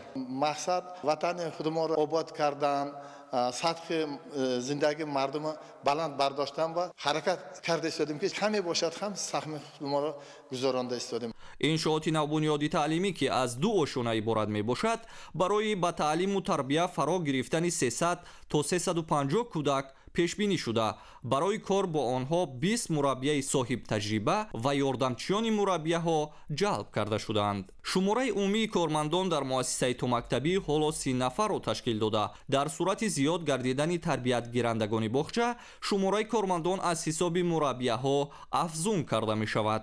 муассисаи томактабӣ биби Оиша дар заминаи дастури ҳидоятҳои сарвари давлат сохта шуда бо тамоми шароитҳои замони муосир таъмин мебошад. мо аҳли мураббияҳои муассисаи мазкур сараввал ба пешвои муаззами миллат барои бунёди чунин муассисаи барҳаво миннатдории худро баён менамоем. муассисаи томактабии хусусии биби Оиша дорои 50 ҳуҷраи барҳавои машғулиятгузаронӣ, хобу истироҳат ва ошхонаю дигар иншооти ёрирасон буда ҳар кадом бо таҷҳизоти зарурӣ ва аёниятҳо муҷаҳҳаз гардонида шудааст. бинои навбунёд бо шабакаи мутамаркази гармидиҳӣ низ пайваст мебошад.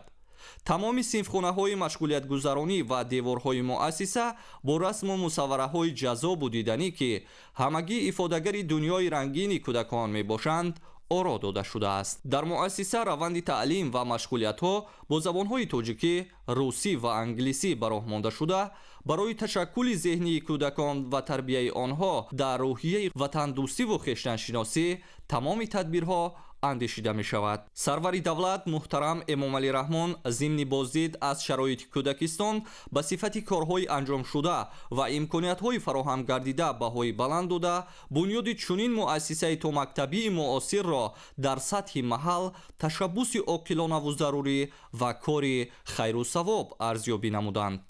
саҳни бинои муассисаи томактабии хусусии Биби Оиша сабзу гулкорӣ карда шуда, роҳравҳои он пурра сафолакпӯш карда шудааст. насби муҷассамаи ҳайвоноти гуногун дар саҳни бино ки ифодагари табиати бою рангини Тоҷикистон мебошад, барои бедор сохтани ҳисси зебоиписандии дустрӯякон ва муносибати дурусти онҳо бо табиат муассир аст. ҳамзамон дар саҳни бино ду айвончаи тобистона ва аттраксионҳо барои бозии кӯдакон насб гардидааст. роҳбари давлат муҳтарам Эмомалӣ Раҳмон зимни суҳбати самимӣ бо масъулон ва омӯзгорони бохчаи мазкур онҳоро ба таълими босифат, омӯзиши донишҳои муосир ва тарбияи кӯдакон дар рӯҳияи ватандӯстӣ ҳидоят намуданд.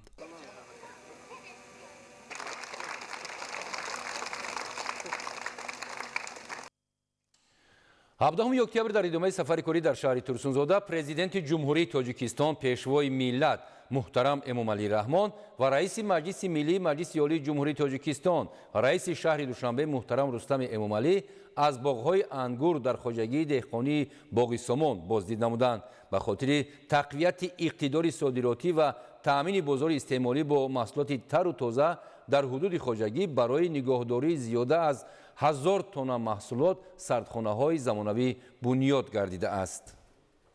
17 октябр дар идомаи сафари корӣ дар шаҳри Турсунзода президенти ҷумҳурии Тоҷикистон пешвои миллат муҳтарам Эмомалӣ Раҳмон ва раиси Маҷлиси Миллии Маҷлиси Олии Ҷумҳурии Тоҷикистон раиси шаҳри Душанбе муҳтарам Рустами Эмомалӣ аз боғҳои ангур дар хоҷагии деҳқонии Боғи Сомон боздид намуданд. хоҷагии деҳқонии Боғи Сомон соли 2008 дар асоси дастуру супоришҳои пешвои миллат муҳтарам Эмомалӣ Раҳмон аз тарафи боғпарвари шинохта марҳум Камол Мадумаров дар масоҳати беш аз 500 гектар замин бунёд карда шудааст. зимни суҳбат бо хоҷагидорон роҳбари давлат муҳтарам Эмомалӣ Раҳмон барои истифодаи зарфиятҳои фаровони аграрии минтақа аз ҷумла обу замин ва саҳмгузории бештар дар таъмини амнияти озуқавории кишвар маслиҳатҳои судманд доданд. хоҷагӣ зиёда аз 1100 нафар саҳмдор дошта теъдоди коргарони доимиву кироя ҳангоми авҷи корҳои саҳроӣ ба бештар аз 4000 нафар мерасад. инчунин ин шабу рӯзҳо заминҳои ин хоҷагӣ барои тоҷирони маҳаллӣ низ ҷойи кор дониста мешавад, зеро дар мавсими ҷамъоварии ҳосил теъдоди харидорон ба маротиб зиёд мегардад.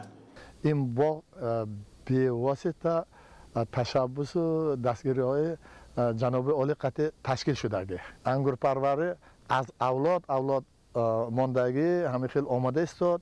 падарам бобои калонам ҳамаи мо ҳамун асосан ҳамун ангурпарварӣ қатъи машғул ҳастем. мана ҳозир баъди ин боғи 500 гектара ташкил шудан пас бисёр кам одамо медонист ҳамун сири асрори ангурпарварии боғбонира. мардум сири асрори ангурпарвариро ёд гирифтанд. ҳозир шогирдҳо хеле бисёр шуд. дар хоҷагӣ мо 1102 нафар саҳмдор ба тақсим шудагӣ заминҳо ҳамино қатъи ҳозир кор карда истодем. мои майда бехат коргар бисёр талаб мекунад ин ангурпарвариам. ана ҳамин вақтода дигар коргороро ҷалб мекунем ва ям ҳамҷо кор карда маоши хуб гирифта хеле одам ба инҷода ҷои кор пайдо шуд. роҳбарияти хоҷагӣ ба сарвари давлат муҳтарам Эмомалӣ Раҳмон иттилоъ доданд ки айни замон дар тогзор бештар аз 10 намуди ангури ба иқлими маҳал мувофиқ парвариш карда мешавад. дар заминҳои хоҷагӣ ангурҳои навъи ҳусайнии сиёҳ, ҳусайнии сафед, ғалаба, шоҳона, пешпазак, кишмиши сафед, кишмиши сиёҳ, президент, аватар ва ғайра ки навъҳои маҳаллӣ ва хориҷӣ мебошанд парвариш карда мешаванд. موافق دورنمای استحصالی سهامداران خواجگی امسال نسبت به سالهای قبلی حاصل بیشتر گرفتند. با نظرداشت تأثیر منفی سردی‌های موسم گذشته، سهامداران خواجگی تلاش نمودند که با اجرای معیار و قاعده‌های اگرتکنیکی مخصوصاً برقرار کردن میدان باغ‌ها فراوانی حاصل را قریب به حجم استحصالات در سالهای 2021-2022 برابر سازند. خواجگیداران پیش از همه برای تأمینات بازار استعمالی داخلی تلاش کرده باقی مانده حاصل را به خارج کشور صادرات میکنند. مقصد ما اساسی تامین کردن بازار تاجیکستان می باشد. محصولات زیادگیش به خارج می فروشم. امسال حاصل خوب به دست آوردیم. کوشش میکنیم بیشتر مهنت میکنیم. در آینده میدان باغ‌ها وسیع میکنیم. به خاطر تقویت اقتدار صادراتی و تامین بازار استعمالی با محصولات تر و تازه، در حدود خواجگی برای نگاهبین زیاده از 1000 تن محصولات سردخانه‌های زمانوی بنیاد گردیده است. محصولات در سردخانه‌ها تا آغاز بارشات ذخیره کرده می شود. تا امروز در همه سردخانه‌های شهر ترسونزاده در حجم 5800 تن انگور ذخیره کرده شده است. شماره سردخانه‌ها در این شهر اگرصنعتی به 78 عدد رسیده، غنجایش آنها بیشتر از 24000 تن را تشکیل می‌دهد. از حساب خواجگی دهقانی باغ سامان 1000 تن ذخیره کردن انگور به سردخانه موجود است. در حدود جماعت جور رحمان 4000 تن ذخیره کردن به سردخانه هسته. حاضر همش کار فعالیت کرده است. سردخانه کردن به فایدهش همینه که اولش همین مردم جمهور و همین میوه های انگور تر و تازه از دوام سال تامین کردن می شود. بعد همین محصولات های انگور صادرات به بسیار فایده دارد. سردخانه ده اگر تو انگور پختن ده اینا نگهبینی کرده می شود.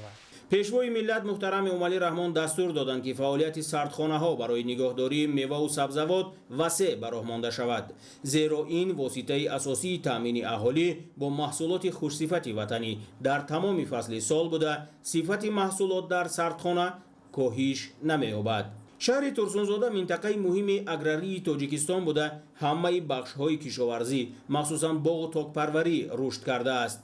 حالا در همه شکل‌های خواجگیداری شهر زیاده از 4100 گکتار تاکزار موجود میباشد. تا امروز در شهر ترسونزاده 26320 تن انگور جمع‌آوری شده، از آن 11000 تن صادرات به خارج کشور شده است. پرزیدنت جمهوری تاجیکستان محترم امومعلی رحمان اثنای بازدید از انگورزار خواجگی دهقانی باغ سامان به ثمره کار این خواجگی پیشقدم بهای بلند داده تأکید نمودند که معیارهای باغداری سنتی و حاضر زمان باغپروران صاحب تجربه این خواجگی آوازه‌دار در میان اهالی بیشتر ترغیب کرده شود.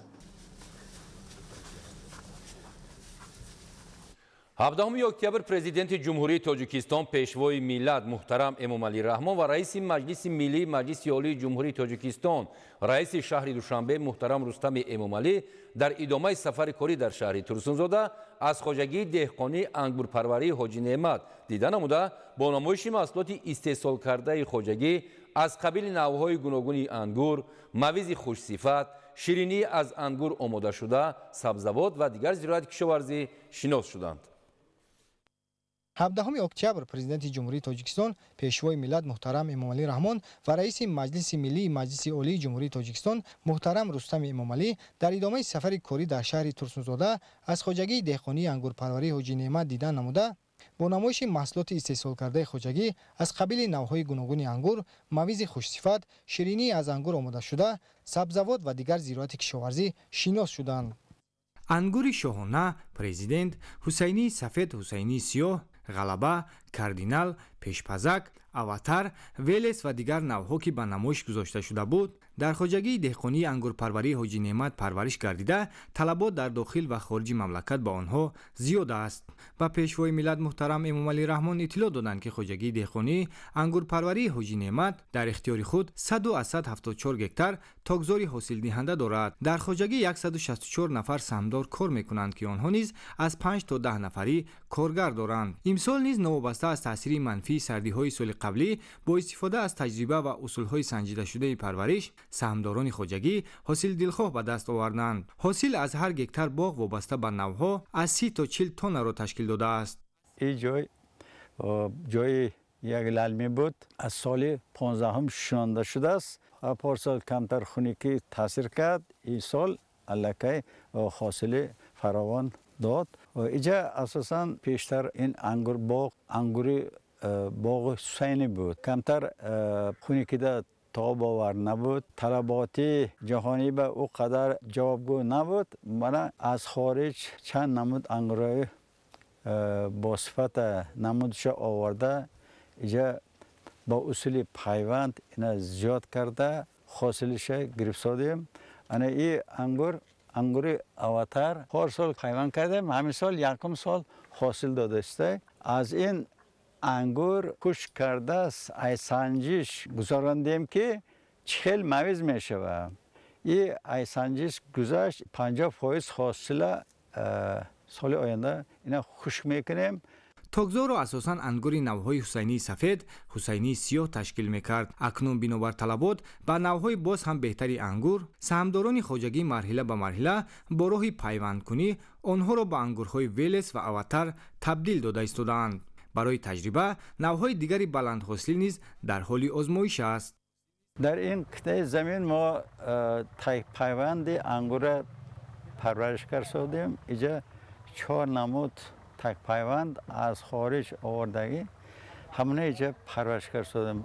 همین حالا 1 ساله همین بخار قلمچه کردگیم نه 1 سال ده افزایش کرده تا 2 متر. افزایش بسیار بلند، حتی که در درون باغ سایگی داشتنی هم این افزایشش بسیار نقص. این برای چی؟ در مملکت اروپا بسیار زمینشان با کسل فیلکسیر کسل شده و این کسل همین خلکی درخت انگور را قاق میکنه. در زمین ما همین کسلی پیدا شود، از حاضر ما گذاشتیم که کجایی که باغ نو میکنیم اول اینا میشنونیم، همون تک پیوند انگور میشنونیم، بعد 1 سال پس وایده پیوند میگذارونیم. همین قطع دلپور باغ میشود که اینا حتما کردمانان لازم.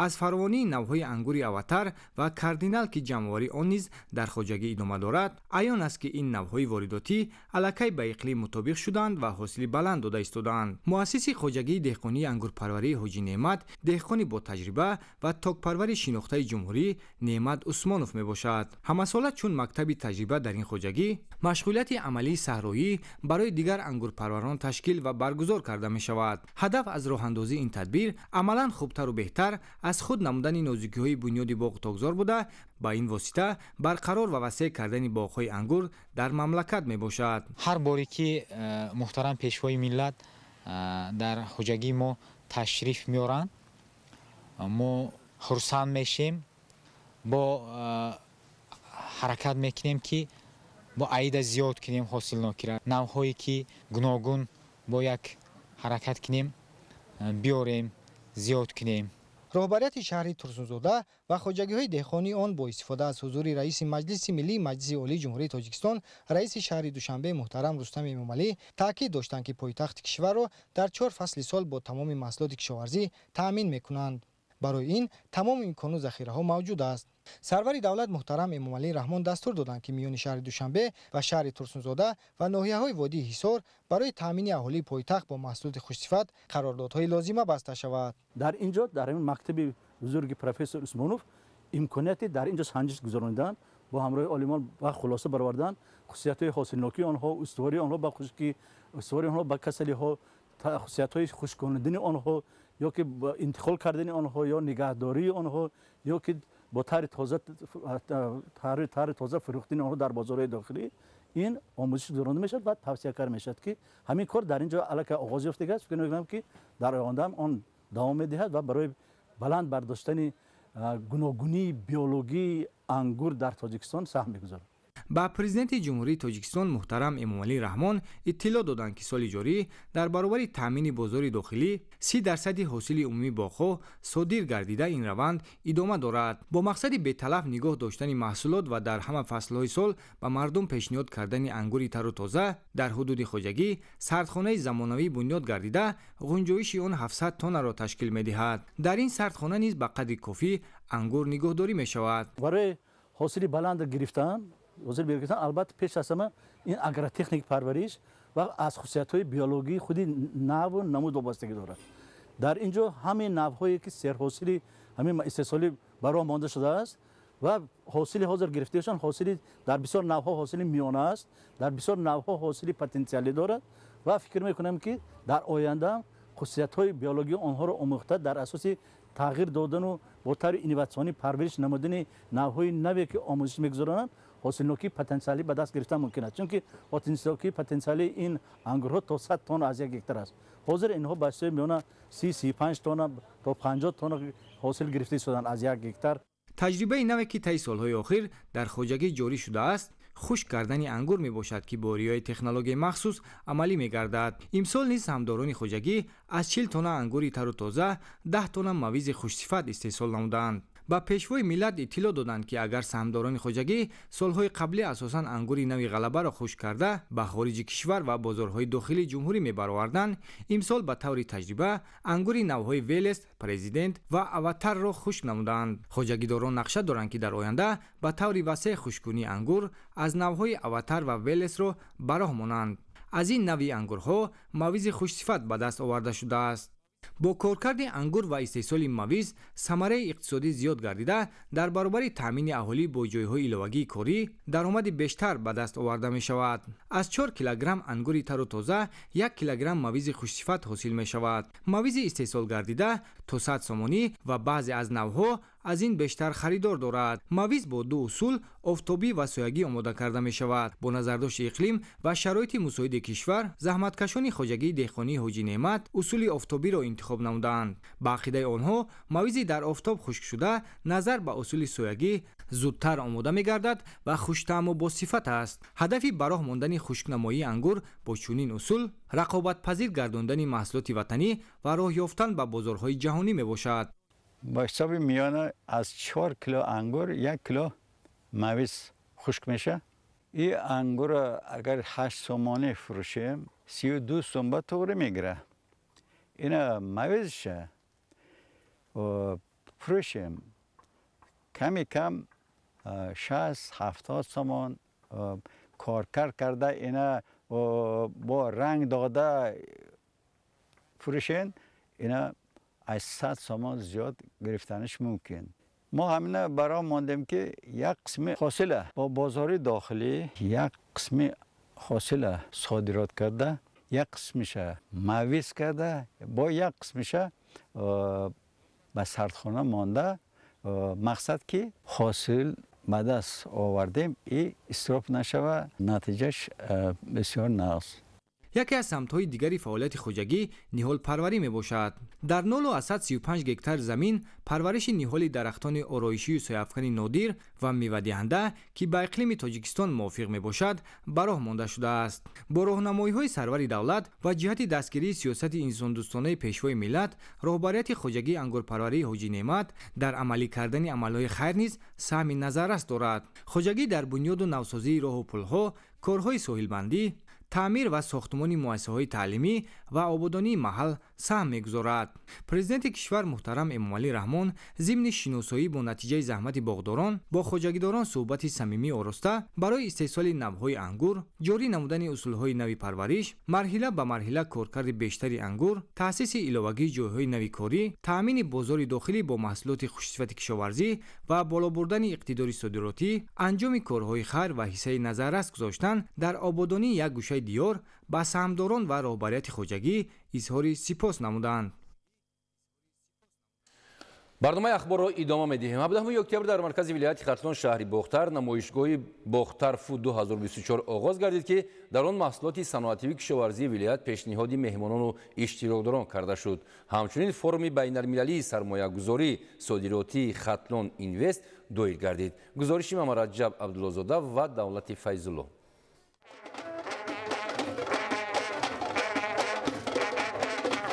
17 اکتبر در مرکز ولایت ختلون شهر باختر فرم ختلون اینوست 2024 در دایره عملیگردی دستور سپارش‌های پرزیدنت جمهوری تاجیکستان پیشوای ملت محترم امامعلی رحمان برگزار گردید. فرم مذکور تحت سرپرستی اگنتی صادرات نزد حکومت جمهوری تاجیکستان و مقامات اجرایی حاکمیت دولتی ولایت ختلون جهت عملی شوی نشاندهنده‌های برنامه و استراتژی‌های ساحوی بخصوص برنامه دولتی رشد صادرات جمهوری تاجیکستان برای سالهای 2021-2025 دایر کرده شد.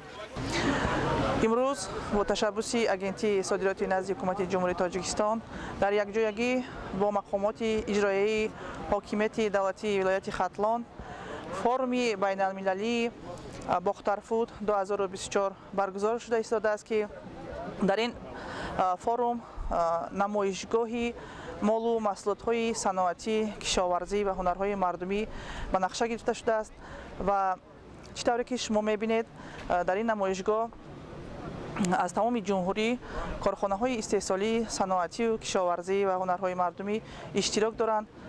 مقصد برگزاری چنین نمایشگاه و فرم بین‌المللی معرفی محصولات‌های استحصال کرده جمهوری تاجیکستان در بازارهای جهانی، رقابت‌پذیر گردیدن محصولات‌های جمهوری تاجیکستان و دریافت بازارهای نوی جهانی میباشد. فرم ختلون اینوست 2024 و نمایشگاه باختر فود 2024 یکی از بزرگترین چاره‌بینی در مقیاس منطقه ارزیابی گردیده در آن دستاوردهای کارخانه‌های صنعتی و کشاورزی ولایت ختلون جمهوری تاجیکستان معرفی کرده شد. از مشهد اومدم برای این ایونت. فوق‌العاده خرسندم که در این تاریخ در این بازه زمانی مهمان تاجیکیان عزیز هستم در شهر باختر و فوق‌العاده از این 2 روز مهمان نوازی دوستان ارجمندم از ارکان دولتی و هم دوستان قدیمیه که داشتم. خیلی ممنونم ازتون، خیلی لطف دارید. این ایونت فوق‌العاده بوده تا الان که پیش اومده. من از 2 روز پیش داشتم رصد می‌کردم این موضوع رو.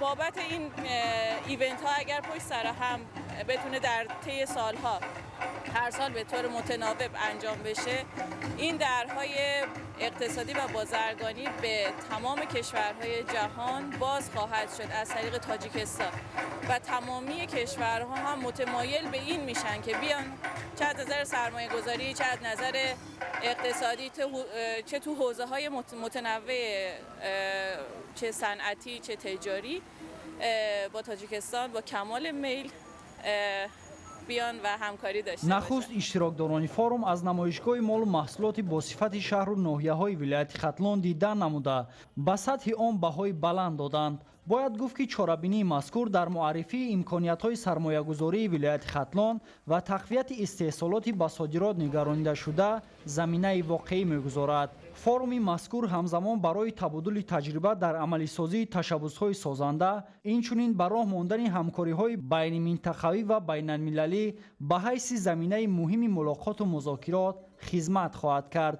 در این چاره‌بینی نمایندگان کشورهای عضو اتحاد دولت‌های مستقل، ولایت‌ها و شهرهای آسیای مرکزی، ترکیه، ایران، چین، راهبران کارخانه‌های بزرگ صنعتی و کشاورزی، نمایندگان شرکت‌های تجارتی، دایره وسیع سرمایه‌گذاران، اینچنین صاحبکاران وطنی اشتراک داشتند. Наша организация регулярно участвует на форуме Bacteria Food. Основная цель нашей организации – это продвижение продовольственной безопасности, искоренение голода, продвижение устойчивого развития сельского хозяйства. И как раз на таких форумах мы представляем мандат нашей организации и те проекты и программы, которые мы осуществляем в Республике Таджикистан. Торговля и рынки в агропродовольственном секторе тоже одно из направлений работы нашей организации. В том числе и продвижение экспорта агропродовольственной продукции. Мы помогаем странам, в том числе и Таджикистану, в том, чтобы интенсифицировать экспорт агропродовольственной продукции. У нас несколько в этом смысле направлений, в том числе и помощь, содействие в осуществлении практик, стратегий и программ для продвижения экспорта. дар идомаи чорабинӣ дар қасри фарҳанги шаҳри бохтар бо доираи васеи ҳайати меҳмонону иштирокдорон гуфтушунидҳои судманд доир карда шуд. Зикр гардид, ки солҳои охир номгӯи маҳсулоти саноатию кишоварзии содиротӣ то ба 500 номгӯй расида, ҳиссаи воридот дар савдои хориҷии кишвар ба тадриҷ коҳиш ёфта истодааст. тазаккур дода шуд, ки ин нишондиҳандаҳо ниҳоӣ набуда, Тоҷикистон дорои имкониятҳои зиёди рушди содироти молу маҳсулот мебошад. Бахусус вилояти Хатлон дорои имкониятҳои бештари истеҳсоли маҳсулоти кишоварзиро дар ҷумҳурӣ дошта, нақши он дар баробари таъминоти бозори дохилӣ дар рушди содирот ҳам назаррас мебошад. Инак баҳри таъмини нишондиҳандаҳо агентии содироти назди ҳукумати ҷумҳурии Тоҷикистон ҷиҳати ҷорӣ намудани технологияҳои муосири логистикӣ, пешниҳоди афзалиятҳо ва пешбурди маҳсулоти Тоҷикистон дар бозори ҷаҳонӣ тавассути фармоишҳои устуворӣ, кафолатнокии маҳсулот, тадбирҳои иловагӣ андешида, якҷо бо шарикони рушд бо мақсади баланд бардоштани мақоми ҷумҳурии Тоҷикистон ҳамчун шарики боэътимод дар фаъолияти иқтисоди хориҷӣ ҷиҳати таъсиси портали ягонаи содироти ҷумҳурии Тоҷикистон барои тақвияти савдои электронӣ тадбирҳои заруриро роҳандозӣ намуда истодааст.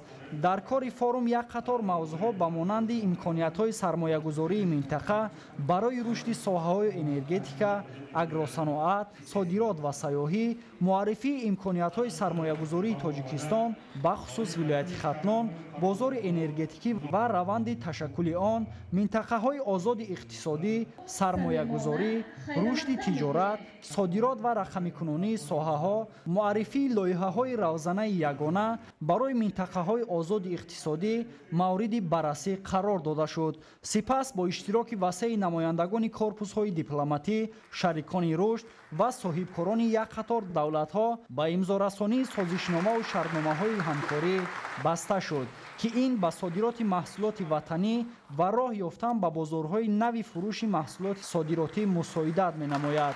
Инчунин дар доираи кори форум ба ғолибони озмуни ҷумҳуриявии беҳтарин содироткунандаи Тоҷикистон, ки аз ҷониби агентии содироти назди ҳукумати ҷумҳурии Тоҷикистон якҷо бо вазорати идораҳои дахлдор ва шарикони рушд гузаронида шуд, ҷоизаи озмун супорида шуд. дар қисмати ниҳоии форуми мазкур вохӯриҳои дуҷониба миёни соҳибкорони тоҷик ва шарикони рушд инчунин корпусҳои дипломатӣ доир гардид, ки дар он раиси вилояти Хатлон ва дигар иштирокчиёни форум ширкат варзиданд. Маҳмараҷаб Абдуллозода, Давлати Файзулло, вилояти Хатлон, барои барномаи ахбор. бинандаҳои азиз, мо шуморо бо дигар хабаргузоришот дар нашрҳои минбаъдаи барномаҳои ахбор ошно месозем. саломат бошед, то боздид.